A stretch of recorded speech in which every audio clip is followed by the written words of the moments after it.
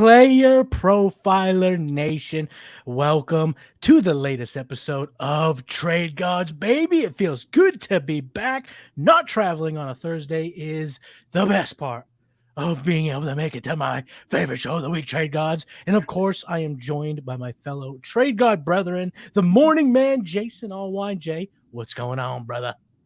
I guess, the more and more I get into the morning man role, the sleepier and sleepier I get. Nah, I'm just kidding. Let's go, Trade Gods! Oh, baby. Oh, man, they're feeling it in the chat already. Kevin, what's up? PJ Kennedy, good to see you. What is going on? We have a fantastic show lined up for each and every one of you lovely folks. Today, we are, of course, talking trades, dynasty trades, and we have a new segment we are going to debut. It's a variation of our buy and sell segment. But before we do, Jason, let's introduce this guest. Yeah, no, guys, I'm super excited to be able to bring this guy on. He's the commissioner of one of my favorite leagues. He's incredible on Twitter. If you don't follow him, make sure you do. I'll say the Twitter in a second. But, every time I talk about my IDP leagues, this is the guy who runs it. He's got an incredible roster, great fantasy mind. He's got his own podcast you can check out, the Dynasty Zoltan podcast on Spotify, Apple. This is Mike Garai, the Dynasty Zoltan. Hey, what's up, guys? Loving the energy y'all are bringing. Pumped to be here. Thanks for having me. I love that IDP league, man. It's so much fun. It is. The beast of a league. Yes, we're very excited to have you on, Mike.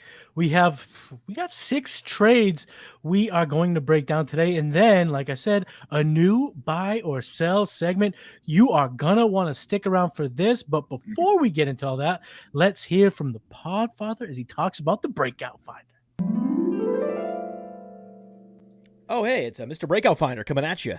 The Breakout Finder features 3 key tools: a database of metrics that include speed score, college dominator, breakout age, but also Breakout Finder only stats like dynamic score, level of competition, teammate score. All of these things are part of the overall Breakout Finder algorithm that pinpoints the probability that a player will break out. Everyone's talking about my model does this and my model does that. Well, we give you the data points that go into the model. We have a feature that lets you compare players, and then we give you the precise probability of every wide receiver, every running back, sorted and filterable by class year. So when I'm talking to my friends and I need to show them why I'm so bullish on player X, I pull out the Breakout Finder and bam, there he is. So go to the App Store, go to Google Play. It's $5 to get the Breakout Finder, and then a couple extra bucks to get some of these additional enhanced stats. Go download it and thank me later. Get that Breakout Finder, ladies and gents. Take your Dynasty gaming to the next level with the Breakout Finder. And you know what else you can use to take your fantasy football prowess to a whole new level is that world famous draft kit. Jason, does PlayerProfiler have a draft kit coming out real soon? Yeah, real soon. I believe it's coming out next week. And it's going to be fantastic. We have analysis from people all over the industry, from Podfather himself to Matt Harmon, talking about players to Target coming up. And it's just going to be great. It's going to be fantastic. The best draft kit in the industry. When that launches, you already know we're going to be promoting the hell out of it. But still now, we're promoting it here, and it's just going to be great. It's going to be great. Make sure you get it when it comes. Marvel hasn't seen cameos as good as the Player Profiler draft kit will have. It is world famous for a reason. And you have to check it out because I think your boy may or may not have talked a little about Justin Herbert. I might have a little write-up for him in that draft kit. So check that out. It will be out next week. Now, Mike, you want to dive into trade one? What you thinking, baby? Oh, yeah, let's do it. Excited to get to it. Let's do it. Trade number 1. Ooh. It's a pretty good one. It's actually the first one I think we've ever done that had startup picks, if I'm not right. Jason, is this our first startup pick trade? I think so. It is, but it is part of a 12-team PPR. Here's a fun little nuggie. 1/4 point carry, 1/4 point per completion. giving a little boost to the quarterback, which we definitely need to make note of. It is Superflex, another boost to the quarterback position. Tight end premium, start 10, so not super deep starting lineups. But in this trade, Team A is receiving the 106, which ended up being Josh Allen. Josh Allen at the 106 in Dynasty startup. Mike, this is crazy. I must be missing something with this setting. Like, that makes absolutely no sense for him to fall past. Like, if you want to get spicy and make him fall to 103, like, sure, I guess. But come on, 106. Are you taking Trevor Lawrence over Josh Allen? What's going on? Yeah, I mean, I guess because of that quarter point carry, does that make Konami just that much more valuable? But he runs. Yeah, exactly. He falls into that. That's so weird. It's crazy. In quarter point completion, they chuck it.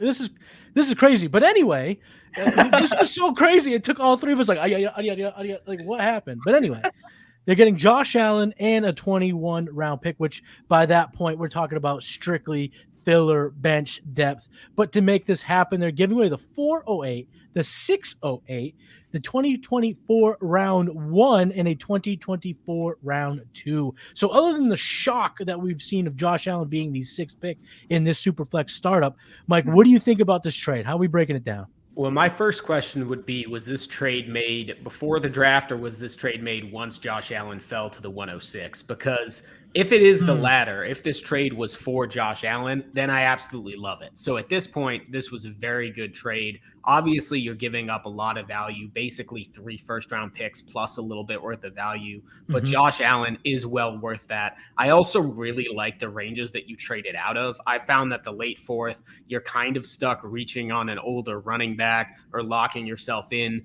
to like taking a risk on a guy like Christian Watson or Quentin Johnston. It's not a great range. The late 6th, I don't love either. So if this is for Josh Allen, which it was, then I absolutely love it. If it was pre-draft and you're getting Justin Herbert there, then I don't love it as much. Right. That definitely makes a difference here. But I mean, I can imagine that when Josh Allen was there at the 106, he's like, what do I got to add, buddy? Because this is something I need to get done. Jason, how do you see this trade playing out? Yeah, exactly as Mike broke it down. I mean, except I might still want Justin Herbert. I am a Herbert guy, but still, no matter what, just at 106, only having to give up, as he said, risky assets. And then we don't even know how early this 24 first, it could be, the one of the quarterbacks that they're after next year, or it could very well be the very last pick of the first round and the very last pick of the second round. And they've traded away a perennial top 5 quarterback in this format, probably top 3, maybe even back to number 1. So all day, give me the Josh Allen side. Don't really have a whole lot more to echo. You guys kind of took it all there. I want the Josh Allen side too here. In these settings, it just feels like this is an absolute steal. Not only just having him fall to 106, just being able to acquire him this early in your startup without having to move, a top 3 pick.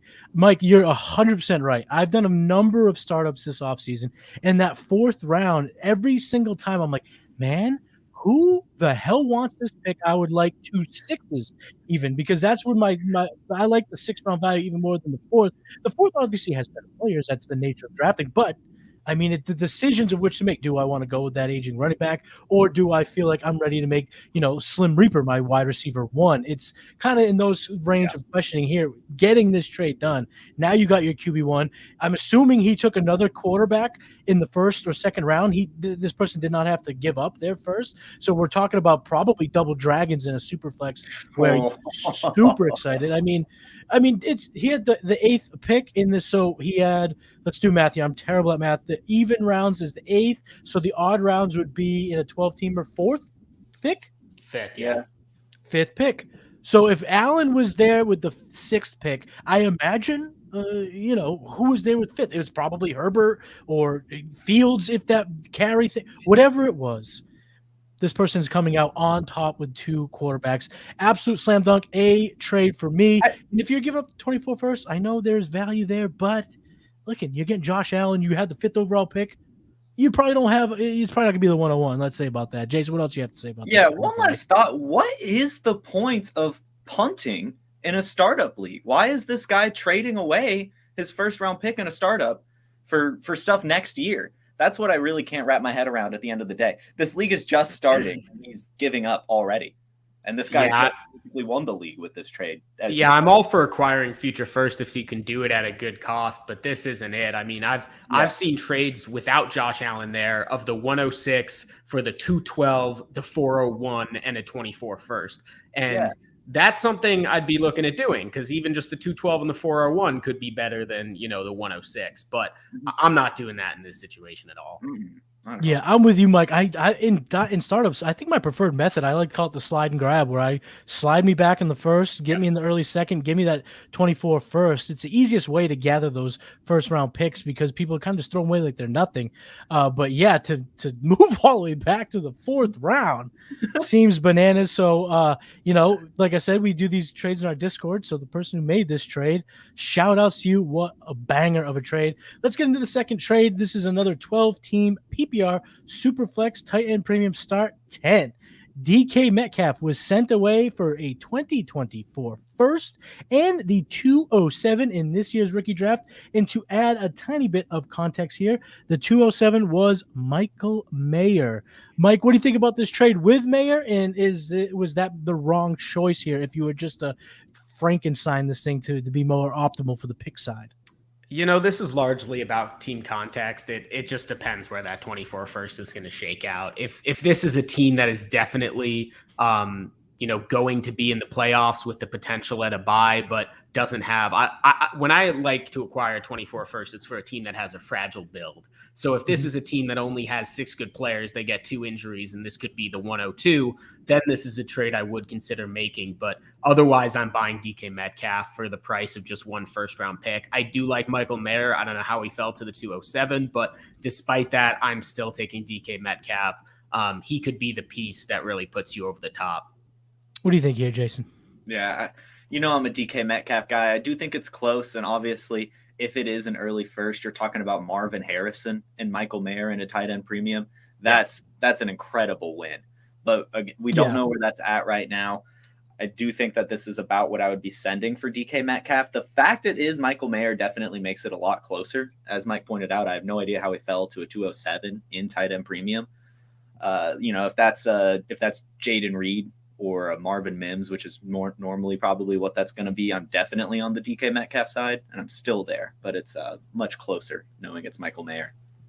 Yeah, I mean, Jay, you know better than anyone how I've been wavering with what I'm supposed to believe from DK Metcalf, because a lot of that has to do with the incoming receiver that my man Mike is wearing his jersey of. Yeah, baby. JSN. I don't know exactly what to expect, but let's just talk about DK Metcalf's 2022 season. He had the lowest amount of touchdowns in his career, in his entire career, with 6. But he also was second in the NFL in red zone touchdowns. Now, I know touchdown regression year to year is not always easily predictable, or it should be relied upon. But if there was to be some tight end regression in someone's performance profile, it's DK Metcalf. And for this price, give me DK, because even with, me being a little nervous about his potential in terms of his overall ceiling going forward, he's still so good at football. He's still such a beast on the field. And this is a modest price, because I think it's not 100% to say this being the case, but both of you could probably agree. The team that's typically going after good high-end players typically isn't the team that's worried about, 3 years down the road. They're trying to win now, right? Is that kind of what you see in your experience in your leagues, guys? Yeah, absolutely. And I think DK Metcalf, I really like what you said about the missed red zone opportunities. He was 3rd in targets last year in the red zone, and he only caught 8 of 27 targets. That was the worst for any player with high target volume. But in the 3 years preceding that, he caught more than 60% of his targets. That would have been an extra 10 catches in the red zone for Metcalf. I think you're spot on. There's touchdown progression or regression coming. And also, you have to factor in the quarterback. Geno is very accurate. His accuracy metrics last year were really, really good. So the fact that it was kind of a bit of a missed opportunity for Metcalf and Geno in the red zone seems more like an anomaly than something that's going to happen from year to year. So for this price, even for Michael Mayer in the going 207, who is my tight end 1 in the class, that's a great value for that pick. But still give me DK here, because, again, I don't know how I don't think that 27 or that 24 first is going to be super valuable. Jason, anything you want to add before we move on to trade number 3? Yeah, I just want to say, and this is probably working against me because I'm trying to work for DK Metcalf to get you off of him in a league, in the Trade Gods League. But I would say, you were worried a little bit about, what could happen with DK Metcalf, with Jackson Smith and Jigba coming in, but Tyler Lockett's not there long term. And I would say at the very worst, DK Metcalf is T. Higgins, and I would still probably take T. Higgins on this trade. So I don't know if you agree with that there, but I think that DK Metcalf is going to be perfectly fine, even with the added target competition. See, this is why that Jason is one of the best trade analysts in the business, because I also have T. Higgins and TJF. So to compare DK to T, you playing with two of my heartstrings. I mean, you might have just lost yourself a chance to get DeKalen there. So that's why he brings that top-notch analysis for each and every one of you listeners, because he's willing to sacrifice his own fantasy squad to better your guys' fantasy squads. That's why Jason's one of the best. Let's move on to the third trade, shall we? Another tight end trade. Very fun little tight end trades here. We had May last trade, and now we have this one. This is a 12-team half-point PPR Superflex start 11. So a little bit deeper starting roster than those last two trades. But to get the Mark Andrews, they had to send away Evan Ingram and Deebo Samuel. Is this a cheap price to pay for Mr. Andrews, Jason? I wouldn't say cheap, because I do love me some Deebo Samuel, and I will always love me some Deebo Samuel. But my point with Evan Ingram that I'll keep coming back to is not only the Calvin Ridley addition in terms of target volume, but also the fact he hasn't signed his franchise tag yet and still hasn't showed up to anything. And the Jaguars just drafted Brenton Strange early. So it's worrisome, the long term, especially for Evan Ingram. You might get one more year out of him, but that's not enough to send Mark Andrews away to tear down, I believe. It's very, very, very, very close, but Mark Andrews still hasn't even hit his peak tight end age, 28, 29. So still more to come. Odell Beckham's probably going to get hurt. Rashad Bateman's probably going to get hurt again.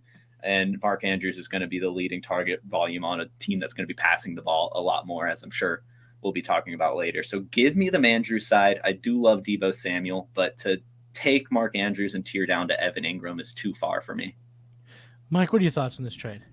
Yeah, I basically echo a lot of what Jason said. I mean, Evan Ingram not only has to be worried about Strange, but as you mentioned, Calvin Ridley's an issue there. Evan Ingram played 65% of his snaps last year, either in the slot or out wide. That's a very high proportion. A lot of those, now that Calvin Ridley's there, Zay Jones, Christian Kirk, they're not going to be able to basically play four wide the entire time. A lot of Ingram's underlying metrics weren't that great.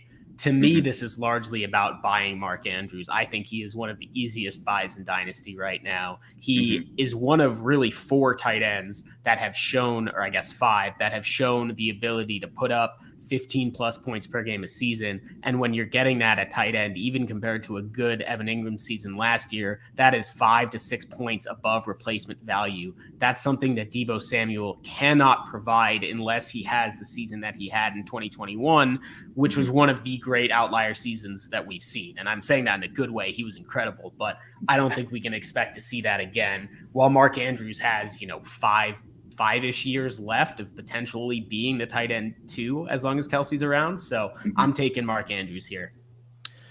This format does lend, some aid to the side getting Ingram. It's not full point PPR, and it is start 11. So getting that extra starter could prove to be the right move. But in my opinion, I am going to side with you guys. I think this is a slam dunk to get Andrews, even in the deeper format. Deebo Samuel, Mike, you alluded to it, and I'm going to go ahead and drive it home. He is as much of a one-hit wonder as Duran.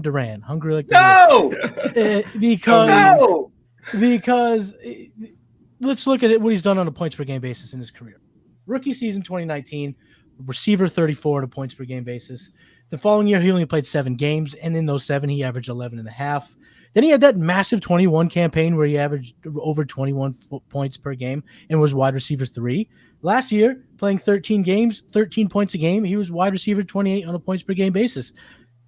To rely on him to, like you said, Mike, bridge that value gap, Doesn't seem like good process. Give me the known quantity who still could potentially hit even more heights. Jason, you talked about him not being in that. He's not past his tight end prime. Mhm. Give me Andrews with a bullet. So I think we're all on the same side here with this. Get Andrews, and even in the deeper formats, you're going to want to have a difference maker. Because I think, maybe actually, let me go off the rails a little bit here, but I like what you guys are putting down. So I want to ask you this question. Yeah. Tearing down is a viable strategy. No ifs, ands, or buts. It's a really good way to extract value, right? I agree. Yeah. I love doing it.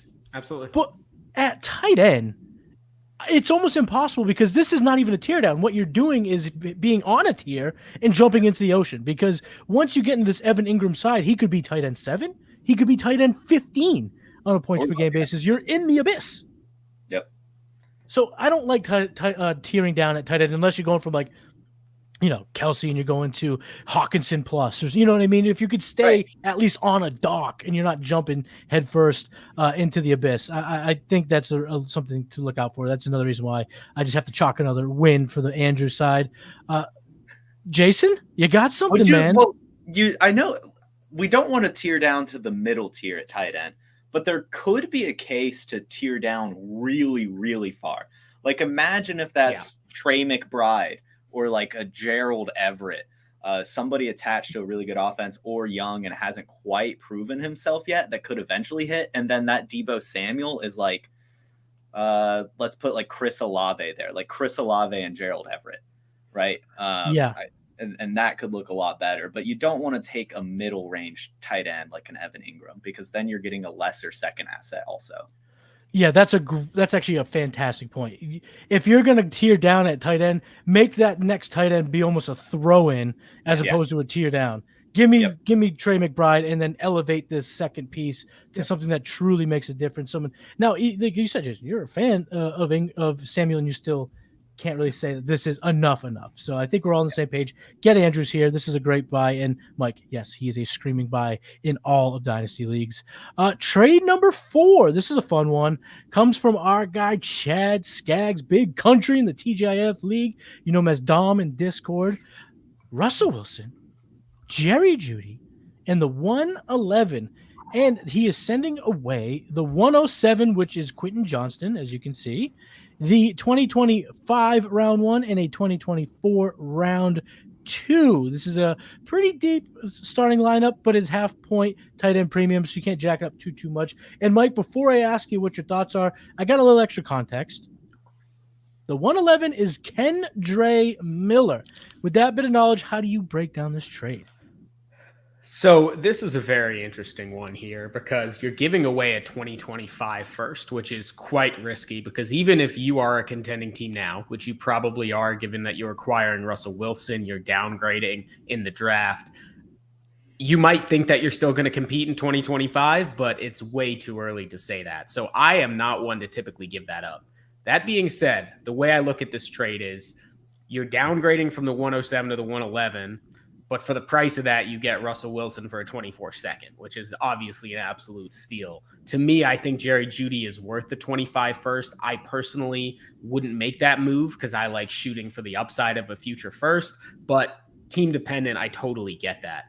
The problem is what you just said about Kendre Miller, and now you gave up Quentin Johnston for basically nothing. So before you said that, I was pretty in on this, but now it looks like you gave up a 24 second for Kendre Miller. You gave up Quentin Johnston for Russell Wilson. You gave up a 25 first for Jerry Jeudy. It's all okay, but I think the upside now moves to the other side, where I think I'm taking the Quentin Johnston side. Value probably still says Russ, but I wouldn't make that deal. That's a great way to break it down, Mike. I really like how you did that. Is there a prospect maybe that is typically available at the end of the first that you can insert to this that you go, now you've swayed me to the Jeudy Wilson side? Yeah. Jason's shaking his head. He thinks something. We're going to get to him in a second. I got one guy I definitely would. If Dalton Kincaid is there at the 111, especially in a half tight end premium. I mean, he's never made it there in a league I've been in because I've traded up for him before there. The other guy I would consider there is I really like Devon Achane. I think his upside is really high. I think it provides you a similar level of upside at a similar risk as Quentin Johnston. And that's not something that Kendre Miller can do. So that would probably push it the other way for me. So that's just an evaluation of prospect then. Okay, Jason? Yeah, it's A-Chain for me. You know I love A-Chain. You do I love love it. A-Chain. And I love, actually, so it's funny. Last trade, Deebo Samuel was involved. This trade, Quentin Johnston was involved. And Matty, you know this. We had to do some flag plant videos for Dynasty Week, and those were my flag plants. Deebo Samuel's my veteran, and Quentin Johnston's my rookie. Whoa! I think for both of them, the hate has gone a little too far. I did not like Quentin Johnston going into this process. I really didn't. But you cannot ignore the Chargers landing spot. 699 pass attempts from Justin Herbert last season with broken ribs, a decimated offensive line, and no weapons. And now you're adding a better offensive coordinator in Kellen Moore. Quentin Johnston is a value right now at his ADP. However, Jerry Jeudy honestly has similar upside. He really, really does. And getting Russell Wilson to stack with him in a Superflex league is fantastic. The Kendre Miller, like Mike, is kind of what turns me off. I do think he's a good 2023 asset while Alvin Kamara is suspended. But what is that, 6 games? And then Alvin Kamara's back, and he's demoted again to RB3 because Jamal Williams is still going to have the grinder role. So I still am taking the Russell Wilson Jeudy side because I don't like looking to 2025. I know that it is technically still good value, but I do want to try to win as early as possible. So I'm going to take the assets. I wish it was A-Chain there at the 111, and I do love Quentin Johnston, but just the rest of the picks too far in the future, and we don't know what it's going to be, where they're going to be for me to, I'm okay with him sending them away at a shot at getting this Broncos stack. Shout out to the Fantasy Plumber in the chat. Jeudy or QJ straight up, Mike? I'm going QJ, but they're in a similar tier to me. Similar thoughts as Jason there. I did have a question for you, though. Does this change for you if you have to pay for the 2025 season? Because I understand wanting to win now, but I look at things from a financial perspective. And if my money is sitting in league safe for 2 years, that means I'm essentially losing money. So does that change the equation for you at all? A little bit, yeah. I mean, like, for example, I'm in a league right now where we're not allowed to even trade our first or second round picks until the season is over. And that's a patron league with the Podfather. And I was actually literally offered a trade where I 100% would have accepted and paid money, but my next year's second was involved in it. And so I couldn't even take the trade. But yeah, if I've got to pay, I mean, especially like you said, 2 years in advance, I'm probably not really doing that. I mean, why do I want my money tied up so long? Yeah. But yeah, still, I mean, getting that Broncos stack is pretty sweet. And I do think Jerry Jeudy's an incredible value right now. Me too. This is why we have these discussions, because on one hand, I 100% agree with Jason. I like the luxury of time. So sometimes I will look at a trade like the 2025 first, go, I got time to get it back or another one back. I have time on my side. And then Mike goes, buddy, sit down and wait. But what if you have to pay? And immediately upon him saying that, I'm exactly on his side with that. I wouldn't do it because of that. I hate paying in advance because you never know what could happen. And now what, $100 is just going to be sitting in escrow? Yeah. League safe? I don't like doing that. But let's talk about the trade here. See, unlike you guys, I think I prefer Kendre Miller to Devon A-Chain. I have throughout the entire process. I love A-Chain's, his upside is there, and he went to the nuts landing spot. So I have obviously given him more value than I was going to previous to the draft. But I do like Kendre Miller long-term with the Saints. I do believe this is the end or the beginning of the end for Kamara. A lot of his efficiency metrics have taken a nosedive over the last 2 years, and I think a 6-game suspension is going to be the last, the straw that essentially breaks the fantasy camel's back. So I do like Kendre Miller. I would prefer him to A-Chain with the 111. So when I line it up this way, I say, obviously, I'd rather have the 111 than the second round pick next year, because again, I can go ahead and get another second round pick in the future. So I'll take the Kendre now. Jeudy versus Jeudy versus Quentin Johnston. I'll take Jeudy, but Quentin does look damn good in OTAs. And again, we we could be doing this again, Mike, and we'd love to have you back on. So we could be doing a trade analysis later on between Quentin and Devon Achane. And I go, guys, you are lying. You do not. So remember this episode, because I could be absolutely swayed if Achane does not get a Dalvin Cook problem in the next week, and Quentin Johnson continues to pop at OTAs with Justin Herbert, who I do love this year. And then you got Russell Wilson versus the 25 first, and this is where I lie. If I don't have to pay, I'm doing it. If I do have to pay, I'm not, which is funny. Fair. It's kind of not really great analysis in terms of the trade itself. But I think what we can all come away from this is a pretty fair trade where minor factors swayed us on either side of the fence. So I think this is probably so far the fairest trade of the night, I'd say. Yeah. So come out of this, kind of like pick your poison. This is your side. But I do agree that, you never know what can happen. And clearly one side of this is looking at the future, getting 2 picks and a rookie with the 107. But, Quinn Johnson, again, he does look fantastic in that, those basketball shorts and Chargers helmet. Let's move on to the 5th trade. This is a fun one. Yeah. And it also involves Jerry Jeudy. So if you wanted more Jeudy analysis, stick around. And it is part of a 12-team PPR Superflex half-point tight end premium start 10. This team is acquiring Jeudy in the 108, which is I had to check. I was like, was that the same exact? Did this trade happen twice in a row? Because I thought but that was the 107 for Garrett Wilson. Jason, is this enough of a return to send away a top 3-5 receiver in Dynasty? Yeah, I think so. I'm looking up the ages right now to double check. Jerry Jeudy's 24.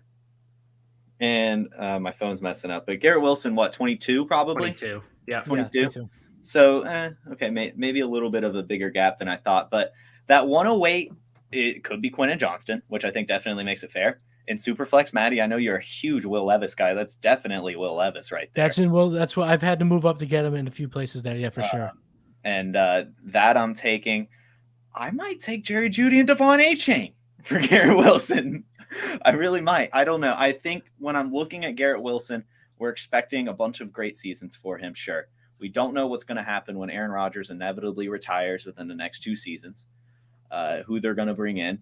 Say Aaron Rodgers gets hurt, right? And then we're looking at Zach Wilson at quarterback, the Wilson to Wilson connection, if you will. I don't really want to bet on that. I do believe in Jerry Jeudy's long-term value for the Broncos. If you remember after his rookie season, people were calling him the best route runner in the league. He was incredible. It just wasn't really clicking for him due to quarterback play. So for him to now be healthy again, former first-round pick out of Alabama, getting the 108 as well on top of him, Jerry Jeudy and Garrett Wilson have similar upsides, and you're getting that fun coupon. So I am taking that side, but it's close. Okay. It is definitely close. It is. Mike, how do you see this trade playing out? And I'm going to add an extra layer to that. Who would have to be there at the 108 to make you want to take the Jeudy pick side over Wilson? Or is there no prospect that would sway you? So in a way, this is a tough trade to evaluate. Garrett Wilson has been my biggest sell all off season, or especially since the Rodgers news became official. And that's not because I don't think he's a good player. It's because I think there's 10 other wide receivers priced less than him who could be just as good, who have very similar profiles. That's the issue with Garrett Wilson, is he is twice as expensive as Jerry Jeudy. He's twice as expensive as Drake London, as Quentin Johnston, all these players. And I would just much rather have 2 shots than 1, because I don't think that Wilson is a guy who is locked in to be a top 5 guy. He is not CeeDee Lamb. He is not AJ Brown. He has not proven it to this degree yet. So I'm taking a shot at the 2 players over the 1. There are 9 guys that could be around at the 108 that I would be happy to make this trade. So I'm making it before the draft, and I'm comfortable with whoever falls to me. The one thing that would hold me back is I actually think you could get more. I think there's probably someone in the league who loves Garrett Wilson even more. But assuming the guy did his due diligence and this was the best he could get, I'm comfortable making this trade. I would take the package. Man, I really wanted to give you guys pushback. I don't think I really have a ton to give here, because it seems like, you get Garrett Wilson with this trade, no ifs, ands, or buts about it. But and this is what I like to call on the show bro science. We do a lot of analytics. We like to dive into the numbers and really try to sink our teeth in the stuff that's tangible. But every so often, I can't resist some bro science, and that's what I feel in my gut. That's stuff I can't really quantify.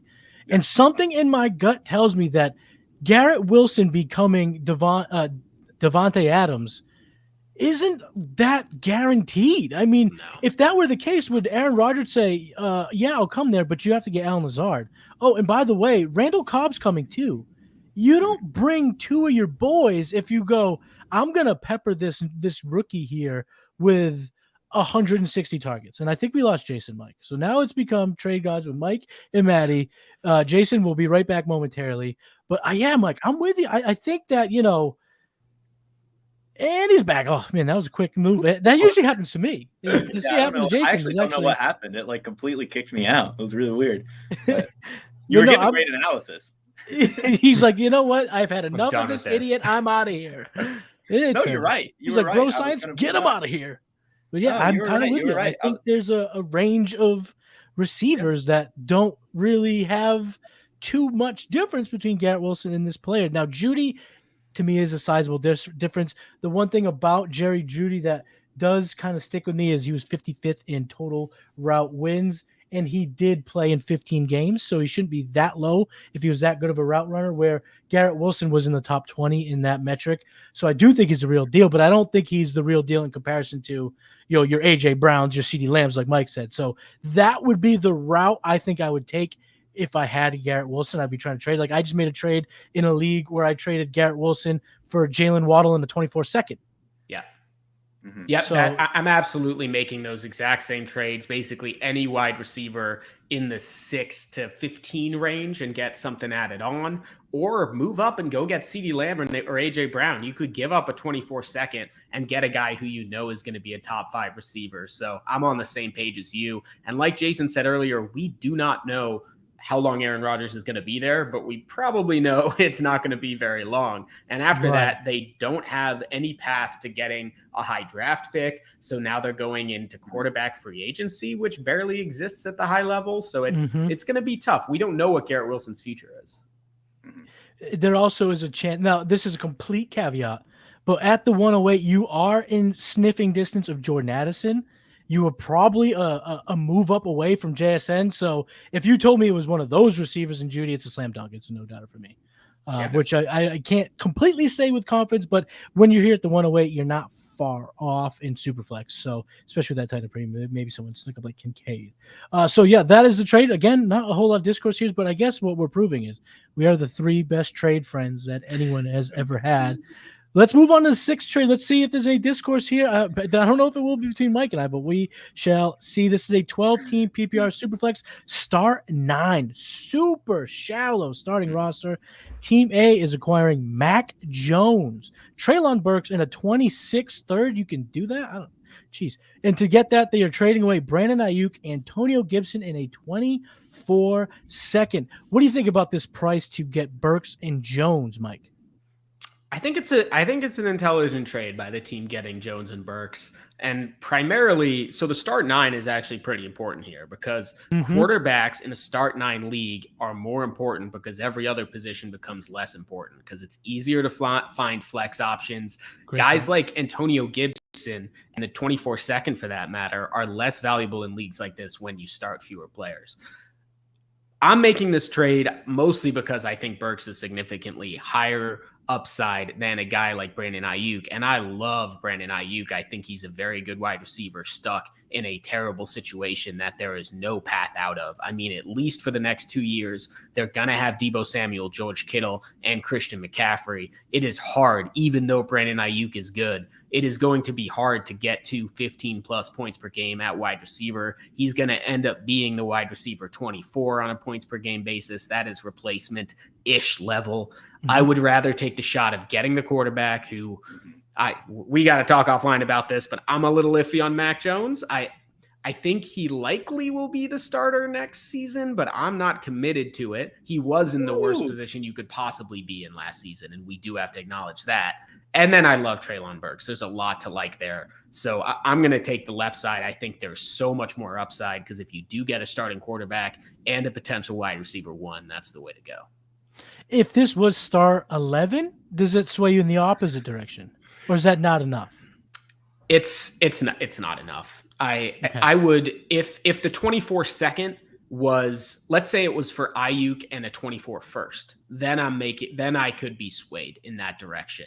Because then you're basically turning Mac Jones into a 24 first for a little wide receiver downgrade. But as it is with the second in there, I'm sticking with the Burks side. Totally fair. Jason, how do you see this trade? All right, so one thing about Mac Jones, and Mike, you'll know this more than anyone. I'm a big Bailey Zappi guy, huge Bailey Zappi guy. But Mac Jones is incredibly undervalued right now, especially even in redraft formats. Matty, we're in a FFPC draft right now.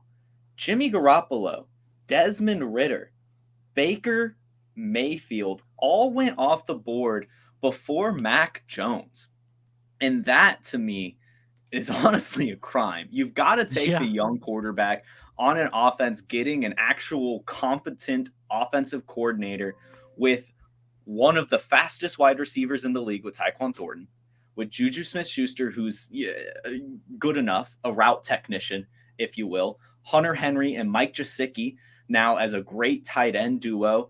It's going to be pretty solid. And all over a lot of player profiler shows and just places in general, Ramondre Stevenson is generating tons of hype, a pass-catching running back. So Mac Jones at this last season, if you were going into the 2022 NFL season, I would not be surprised to see Brandon Ayuk, Antonio Gibson, and a 2024 second sent away for Mac Jones just by himself. Yeah. And now you're talking about also getting Treylon Burks and also getting a third-round pick a few years down the line. Yeah, I'm on that side. Boys, I thought this was going to be one that at least we disagree with Jason, but we're all on the same page again. I could lie and just pardon my, and just kind of do the morning talk show thing and take the other side, but I can't in good conscience because I'm taking this Mac Jones side. You teased your plant flag, put it all together, your flag player, Mac Jones. I am planting my flag on in 2023. I'm planting my flag on Mac Jones to have a way better season than he had in 2022 and good enough to be a very startable, reliable second quarterback in your super flex formats. He has the prospect pedigree, 15th overall pick, was dynamic in college. Even in his rookie year, he didn't ball out. He wasn't like a top 10 rookie in his in fantasy, but he was very good. He had 3,800 passing yards. He was very good. And he had the seventh most money throws. The guy was good. He could make the throws. And then you want to talk about a bad 2022. That's fair. But I mean, if there is ever an excuse for a player to have a bad season, it is taking a never, ever calling offensive plays type of coach in Matt Patricia, a bad coach even in defense, and make him your offensive coordinator. That is a mulligan if I've ever heard of one. Bring in Bill O'Brien, Juju Smith-Schuster, and if you could just walk with me down this path. DeAndre Swift says, Billy O'Brien, I can forgive you. I want to go play for Belichick in my twilight years, and I want to go to a team that could throw me the ball 130 times. And he goes to New England. You're talking about a quarterback you're not getting for this stuff. You're talking about DeAndre Hopkins, yeah? I'm talking about DeAndre Hopkins. Yeah. Okay, yeah. I'm talking about him going to the New England Patriots, and I think Mac Jones here he's going to provide a ton of value in the start 9 format. I don't think Brandon Ayuk and Gibson are guaranteed weekly starters in start 9 if you fancy yourself a contender. And I can just imagine DeAndre Hopkins taking over that Devontae Parker role. I mean, the best throws that Mac Jones made were down the sideline to Devontae Parker. He came up with about 20% of them because he's Devontae Parker. But if you have DeAndre Hopkins there, I mean, I agree. There's a lot of upside to Mac Jones. It was a terrible situation last year. The Pats' second best receiver wasn't even playing for most of the season because he got in a fight with the coaches. There is a lot more to Mac Jones, and I think he could be a solid starter. So for this trade, I'm happy with it, but I don't ever see, top 10 upside for Mac Jones. But as long as he locks himself into a starting job for 2024, that's all you need for this trade to be a slam dunk. Yeah, I think he can creep up to that top 15, 16, and that's going to be a very startable quarterback in your super flex leagues. Somebody's going to be very, very happy that you traded, a bunch of guys who are good. We like them, but we like Ayuk Gibson, but we can't guarantee any of their success in 2023. So give me Mac Jones. And to your point, Mike, he was actually top 11 in both deep ball completion percentage and deep ball accuracy rate. So he still showed that he can throw the ball deep, which is fantastic. That's exactly what we want, especially if D-Hop is in town, baby. Man, that's music to Tyquan Thornton's ears, I'm going to say. I know we're not talking about him, but man. Thornton, yeah, no, you can't. You have to. I mean, guy with 4.38 speed. Yeah, you want a guy who can chuck the ball deep, and Mac Jones, I think, can do that. And in a Billy O'Brien offense, I think he could be pretty. I think we could see a big year. That's why I'm planting my flag on Mac Jones. I'm getting crazy with it, and it might be the homer in me, might be the New England Patriots fan in me, but what can I say? So, boys, that's going to wrap up the 6 trades that we were breaking down. Now, let's dive into our very new but fan favorite segment. It's time to buy and sell. But from now on, for the rest of the offseason, what we are doing, instead of just providing our own buys and sells, we are going to go through the ranks. So through Player Profiler Dynasty ranks here, we are going to go 1 through 10, and we're going to pick 3 players and say whether they're buys and sells. Next week will be 11 through 20, and if you took the SATs or the ACTs, you have enough pattern recognition skills to realize where I'm going from this. We're going 10 players at a time, talking about 3 from each section. And I also want to take this time to bring up the coolest new feature in fantasy sports, not just a player profile, but to fantasy sports. If you go to the playerprofiler.com dynasty rankings, sign up with the all-in package using the code word Matty. Or Jason. You can use Jason. That's fine. Jason. If you use one of those, you get $10 off the all-in package, and you can get yourself our dynasty rankings. And we have a new feature. Jason, do you want to talk about this new feature? Because it is the best thing in fantasy sports. Yeah, honestly, let me just pull up the website. I think I could probably just show it because it's very, very cool, as you mentioned. Yes. It's the new Win Now Rebuild tool on Player Profiler. It's fantastic. Let me share my screen here. You just go to playerprofiler.com, and you'll go to Dynasty Deluxe. I might have to sign in. Sometimes it signs me out. Nice, it didn't. And not only does it work on the Dynasty rankings where you can change your strategy over here, you can also do it on the trade analyzer. So when you're entering your trade, you could say, I'm Win Now, and I'm trading away, Jordan Addison, and I'm getting Cooper Kupp, but I'm Win Now, so it's okay. And then we'll see what the trade analyzer thinks is a win now. Boom. Of course, the Cooper Kupp side wins. But let's say you're rebuilding, and the Jordan Addison side actually wins. So that is something that we finally rolled out. It's fantastic. It's great. And go check that out with the all-in package, or even just, if you fancy yourself just the Dynasty Deluxe tool.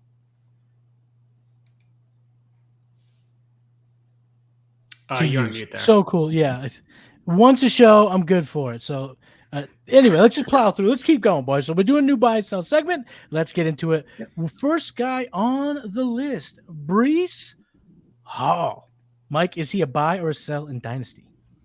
Oh, Breece Hall is a massive buy. Take the ACL discount because it should not exist. There is no reason that Breece Hall should be going below Bijan Robinson. And I know that might be a hot take, but listen, I actually didn't love Breece Hall coming out of college. I was dead ass wrong. He came into the NFL and was probably the best running back in the NFL last season in his short stint. Let me give you some numbers. Running backs in more than 50 carries. He was first in yards per attempt, elusive rating, explosive rate. He was second in yards after contact per attempt and yards per route run. Fourth in EPA per rush, seventh in rushing yards over expected per rush. This guy is a top 5 running back. He is one of 3 running backs under the age of 25 who we know can put up 22 plus points per game a season.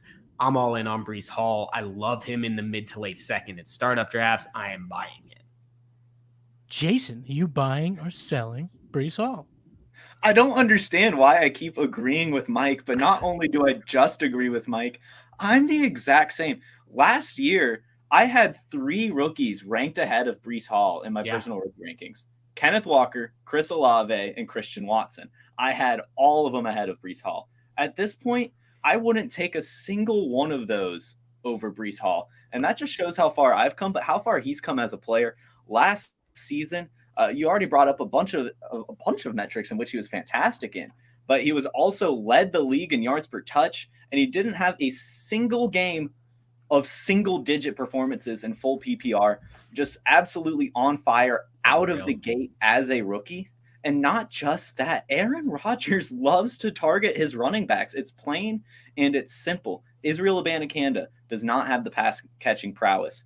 Michael Carter maybe did, but he's completely lost his job somehow to Zonovan Knight. And if last year you want to combine the receiving metrics, target share, yards, and receptions of A.J. Dillon and Aaron Jones, you get a 21% target share. You get 87 receptions, and you get 600 yards. Christian McCaffrey numbers are in the wakes for Breece Hall. Now, I know it won't be quite the target share. Somebody will get some of that. But still, you can expect a step up from last year where he only had a 13% target share, lower than Aaron Jones, who had a 13.4% target share. And you brought up Bijan Robinson, Mike, and it's a fantastic point. Bijan Robinson is on Keep Trade Cut and on Player Profiler heavily above Breece Hall. Now, it's RB1 to RB2 in Dynasty rankings, but still on Keep Trade Cut, we're talking about almost a 2,000 lifetime value. On Player Profiler, we're talking about over 100 lifetime value, and that's too far for me. Breece Hall has a better profile, a better team, and better college production. And I mean, I know we haven't had any NFL production from Bijan Robinson, but it's been proven from Breece Hall. So I'm 100% in on buying Breece Hall. It's a discount. He's way too close to the other players like Jonathan Taylor and Christian McCaffrey and Saquon Barkley. Way too close. Breece Hall is a stud. I mean, his efficiency metrics are off the charts. You guys both talked about him. But in my opinion, he's so much a buy, he's a sell. And what I mean by that is I think you could use him to tear down slightly and get a ton. Now, if you're telling me both you would rather have him over Bijan, what you're telling me is you'll give me Bijan plus a secondary piece. And even if that secondary piece is Tyquan Thornton, that might be enough for me to sway it over. But I've seen trades on our trade finder on playerprofile.com that, man, really suggests to me that Breece Hall is at his peak value. Now, I do love him. And if you could get him in a startup, like you said, Mike, in the second round, I'm all over that. And at that point, I'll maybe explore a trade, but I think people are getting ready to get nutty when it comes to his value. He's actually running back 12 in the Player Profiler seasonal ranks, which I think it suggests that our projections mean he may not ball out to the level that his metrics showed as a rookie. In the Jets personnel moves, they do not really suggest that it will be the Breece Hall show this year. They added Rodgers to, hopefully get him over the hump and throw the ball more. He brought in 2 of his pass-catching buddies, and they did use a pick on a running back. I don't believe Izzy Abanikanda is going to infringe upon Breece Hall long-term in any way, shape, or form, but I do think that suggests that the Jets are willing to slow play their rookie phenom. So because it's a running back, I try to look in 1 or 2 year windows. I don't like to project too far. I call it the Todd Gurley rule, because if he can fall off, anyone can. Breece Hall, to me right now, is so good that I understand why he's a buy, and if you can get him at any type of value for the ACL injury or for the reasons why I'm explaining. So it might just be that we're perfect trade partners, because I would sell because I think his value is a little bit high. But he is a stud, so you're gonna have to get full price. There's no way you can even take 97 cents. You're gonna get full price, maybe even 110% for what you're giving up, because he's that type of player. He's very, very good. So that's the only reason why I'm gonna do the sell. And at the end of the day, maybe I'm just doing it because we can't agree on everything the entire damn show. Okay, let's move on to the next dynasty buy or sell. AJ Brown. Jason, what are you doing? You buying or selling AJB? This is heinous, and I know it, but I'm selling AJ Brown. This is heinous. This is heinous. Wide receiver 5 on Player Profiler, wide receiver 6 on Keep Trade Cut. 5 on Keep Trade Cut, 4 on Player Profiler. That to me is a ceiling. He's not passing CeeDee Lamb. He's not passing Jamar Chase. He's not passing Justin Jefferson. Plain and simple. When a player's at the ceiling, we sell. But not just that. Devontae Smith had more receptions than him last year, and I know he didn't have more targets or yards even. But still, that does show that the Eagles do use them pretty much simpatico, as we've said a few times. So I think that the value between the two should be way closer than it is. I'm not going to argue about AJ Brown being bad. He's not. He's fantastic. He's top 10 easily. I just see enough DK Metcalf in him to where I almost want to move off, because last year we were valuing DK Metcalf about where we're valuing AJ Brown, and now DK Metcalf has fallen down to wide receiver 9, which isn't a big fall, but it's enough to where I think you could tear down, especially take AJ Brown and get Devontae Smith in a fun coupon. I'm doing that 100% of the time. I love Slim Reaper, and they need to be close. Mike?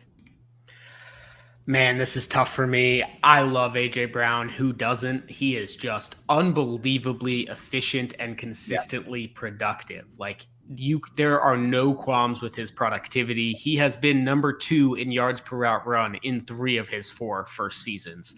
So the only things that you can have concern about is the injury history, because he's only 25 years old. He's about to turn 26 this month, but he's had surgery on both of his knees. He's had large muscle injuries like the hamstring. He hurt his hip. I am a bit worried about the injuries. I am probably selling for the right price because, like I said earlier, there are a lot of good young wide receivers that I think you could get a first added on to. Like you said, a fun coupon. I would move down to a guy like Drake London plus a first. I would move down to a Chris Olave. There's a lot of players you can get. Or if you want to win now, one thing I love doing as a win now team is acquiring future firsts, because then you can use those as trade chips for some of the punting teams. If you can trade down to a guy like Tyreek Hill or Stephon Diggs, or get a first thrown on there, maybe Cooper Kupp, maybe Devontae Adams, in a startup draft, that's a second round pick for a 4th or 5th round pick plus a first. You can pull that trade off 9 times out of 10. Mm-hmm. I think I'm going to buy AJ Brown, and mostly because his underlying performance metrics do support his surface stats. He was 12th in a win rate versus man coverage, so he can beat one-on-one coverage, which is great for his skill set. He was 2nd in yards per out run. He was 2nd in yards per team pass attempt with over 2.7. He was 5th in fantasy points per route run, and he was dominant. He had a 39.1% dominator rating, so he checks all the boxes. And this might be what completely swayed me. But when I was looking at trades on our trade finder at Player Profiler, I saw Gabe Davis in the 110 for Brown, Rashad White and Calvin Ridley for AJ Brown, George Pickens and Deebo Samuel for AJ Brown, and I'm taking AJ Brown in all of those trades. So if that's the market for Brown and he's gettable somewhere, give me the buy. But what you guys are talking about when you're talking, if you could take Brown and tear down to, another top 10, no doubt, or Chris Olave plus, that's where you're going to get me at least interested. But I think in most cases, I'm looking to buy AJ Brown. Last guy we're going to talk about tonight is a quarterback, Lamar Jackson. I'll get it started. I'll get it out of the way. I'm buying pretty much because I think around a lot of fantasy leagues, his perception is that his value is down. But if you look at his points per game, he was QB6. The injury is what sidelined him, and it is nerve-wracking for his skill set. But I think that all the signs point to Baltimore being ready to make Lamar happy and make him the no-doubter franchise player for their franchise. They gave him the extension. They brought in Todd Monken. They brought in his boy Odell Beckham, which he personally requested, and they did take Zay Flowers in the first round. So they are putting weapons around him. They are getting him an offensive coordinator that could get a lot more out of him in the passing game. He obviously has the legs. He ran for, again, 700 yards last year, even with the injury. So I'm buying, and some of the deals that I saw in the trade finder just further solidified that. I've seen the 106 in Superflex for Lamar. Give me that all day. Deshaun Watson in the 111. I'm taking Jackson. Aaron Rodgers, Kadarius Toney in the 201. Give me Jackson. And then I also saw Javonte Williams, Keenan Allen in the 111 for Jackson in a 1 QB league. If that's the market for him, I'm jumping into who could absolutely be a top 5 to 7 quarterback on a points per game basis over the next 3 years. So give me Lamar. Mike, what are you doing? You buying or selling Lamar? Absolutely buying Lamar. I mean, the injury issues are a concern, but before 2021, Lamar Jackson didn't miss a game due to injury through middle school, high school, college, and the first 3 years of his professional career. So I am in on Lamar Jackson. Another stat that I love, 2019 Lamar Jackson put up 28.1 points per game. Patrick Mahomes' career high is 25.4, almost 3 points less than that. Josh Allen has never gone above 25, which is more than 3 points less than that. Lamar Jackson still has the highest upside of any quarterback in the NFL. I love the changes they're making to that offense. Listen, he's only 26. I'll worry about him stopping to run when he's 30 once he turns 29, but I'm not worried about it yet. I'm buying Lamar Jackson. Oh, sing it, baby. Love it, Mike. Jason, what are you doing here? Yeah, to wrap up the most agreeable Trade Gods episode in history, I'm, of course, buying some Lamar Jackson. And I can't even follow up some of these great stats, but just the easiest way to say it, he used to be QB1 in our heads a couple years back coming after his MVP season. And it's not like he's lost anything. You could even argue the team's gotten better. So the fact that we're talking about a guy that's fallen to QB10 on Keep Trade Cut and QB7 on Player Profiler, shout out Player Profiler for being a little bit more accurate. That's value. That's value. So Lamar Jackson's a buy. Oh, let's go. Great show, boys. I had a ton of fun. Even though we agreed, I think we dove into the weeds and gave great analysis on these trades. Mike, the floor is yours. Tell everyone listening where they can find you on socials and get all of your content. Hell yeah. So check me out on Twitter, Dynasty Zoltan FF. You can also check out the Dynasty Zoltan podcast. A lot of similar discussion here, a lot of trade talk, a lot of Dynasty startup strategy, things like that. I also have a Patreon that has an 80-page rookie guide going through different ways to approach a rookie draft, trades, and all that type of stuff, as well as my startup rankings and the rest of the goodies. Jason, where can the people find you? Yeah, y'all know it at this point, but at JFootballWine on Twitter. You can find me in the mornings on this YouTube channel, The Wake and Take, at 10 a.m. Eastern, Monday through Friday. Of course, here, Thursdays at 8 p.m., doing the best trade show in the world with my trade godbrother, Matty Kiwoom. And lastly, but not least, of course, follow our Instagram and Facebooks, which I am currently running, at Roto Underworld on Instagram and Player Profiler on Facebook. We're 75 followers away from 5,000 on Instagram, so please go hit that follow if you haven't done it yet. And you can follow me on Twitter. I am at Matty Kiwoom. All my stuff is coming out at playerprofiler.com. We got a very exciting bit of news coming out for next week, so stay tuned for that. You can find me on the Game Plan each and every Saturday. This week, I got Alex Dunlap from Roster Watch coming on to talk about Dynasty football.